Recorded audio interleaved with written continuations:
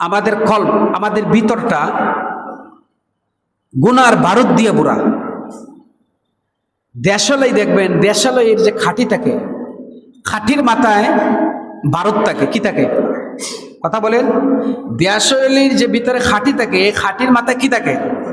বারুদ থাকে। এই বারুদটা বের করে, এই খাঁটিটা বের করে দেশালয়ের মধ্যে যখন চাপ দেন, চাপ দেওয়ার সাথে সাথে আগুন উঠে যায়। কথা ঠিক কিনা বলেন? সাথে সাথে আগুন উঠে যায়। ঠিক অনুরূপভাবে আমাদের অন্তরের ভিতরে আমলের বারুদ, গুনার বারুদ দিয়া ভরা, গুনার বারুদে ভরা সারা অন্তর, সারা সমাজ গুনার বারুদে ভরা, সারা দেশ পাপের বারুদে ভরা। সামান্য গুনাহ টাচ লাগলেই কিন্তু জ্বলে ওঠে। কথা ঠিক কি বললাম? কিন্তু গুনাহ, সামান্য গুনাহ যদি একটু আসে, এই গুনায় গুনায় মানুষ কত যে গুনাহ করে। কারণ গুনার বারুদ ঘর্ষণ দিলেই কিন্তু গুনাহ বের হয়। এই জন্য ভাই আমি বলতেছিলাম, আমরা অনেকেই আমরা মুসলমান হিসেবে দাবি করি, আমরা তো মুসলমান, এটা বাস্তব। মুসলমান কিভাবে?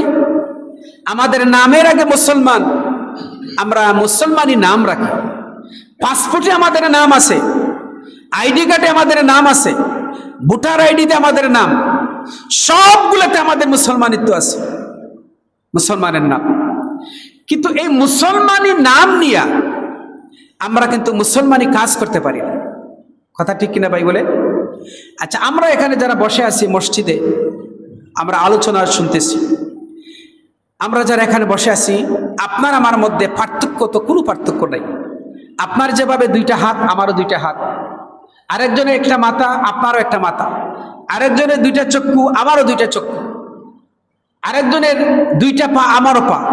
আপনার রক্ত যেভাবে লাল, আমারও ঠিক অনুভাবে লাল। কোনো পার্থক্য আছে? জুড়ে বলেন, জুড়ে বলেন, কোনো পার্থক্য আছে? কোনো পার্থক্য নাই। একজন মানুষ আরেকজন মানুষের সাথে কোনো পার্থক্য নাই। তাহলে পার্থক্যটা কোথায়? এইটা আমাকে বলেন। পার্থক্যটা হলো মানুষের দুইটা সুরত থাকে। কয়টা সুরত থাকে? দুইটা। একটা হলো বাহিরের সুরত, আর একটা হলো ভিতরের সুরত। বাহিরের সুরত দিয়ে আমরা সবাই সমান, কোনো পার্থক্য নাই। হয়তো রঙে একটু পার্থক্য, আর না কোনো পার্থক্য নাই। কিন্তু আমরা যারা এখানে বসে আছি, এখানের ভিতরে আমরা যারা বসে আছি, আমরা কোনো না ভাবে, কেউ জেনার সাথে জড়িত, কেউ সুদের সাথে জড়িত, কেউ হারামের সাথে জড়িত, কেউ অনেক ধরনের পাপের সাথে জড়িত। কথা ঠিক কিনা ভাই বলেন? হয়তো এখানে থাকতে পারে আমাদের ভিতরে কেউ কেউ না কোনোবারে পাপের সাথে জড়িত।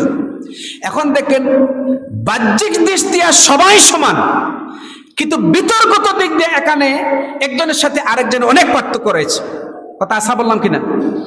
কেউ জেনা করে না, আরেকজনের জেনা করে এখানে বসে আছে। কেউ চুরি করে না, এখানে কিন্তু এমনও মানুষ আছে হয়তো কেউ চুরির অভ্যাস আছে। বাহিরে কিন্তু সমান, কিন্তু ভিতর দিক দিয়ে কিন্তু সবাই কি? সবাই একটা পার্থক্য রয়েছে।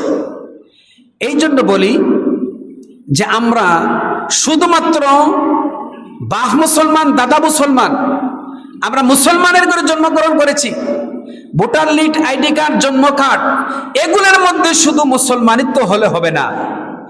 মুসলমান কাকে বলা হয়? মুসলমান বলা হয় তাকে যে আল্লাহর আনুগত্য করে, যে আল্লাহর কথা শুনে, রসুলের কথা শুনে, তার নাম তো মুসলমান। ঠিক কিনা ভাই বলেন? তার নাম হচ্ছে মুসলমান। এই জন্য আমি বলি, শুধু এগুলা দিয়ে মুসলমান পরিচয় দেওয়া যাবে না।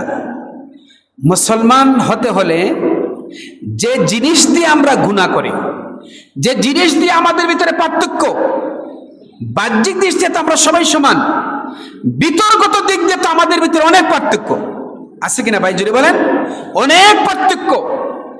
এই ভিতরে পার্থক্য দূর করার জন্য শুধু মুসলমান হলে হবে না, হাত মুসলমান বানাইতে হবে, পা মুসলমান বানাইতে হবে, চক্ষু মুসলমান বানাইতে হবে, দিলকে মুসলমান বানাইতে হবে, কানকে মুসলমান বানাইতে হবে। কথা কি বুঝতে পারলাম?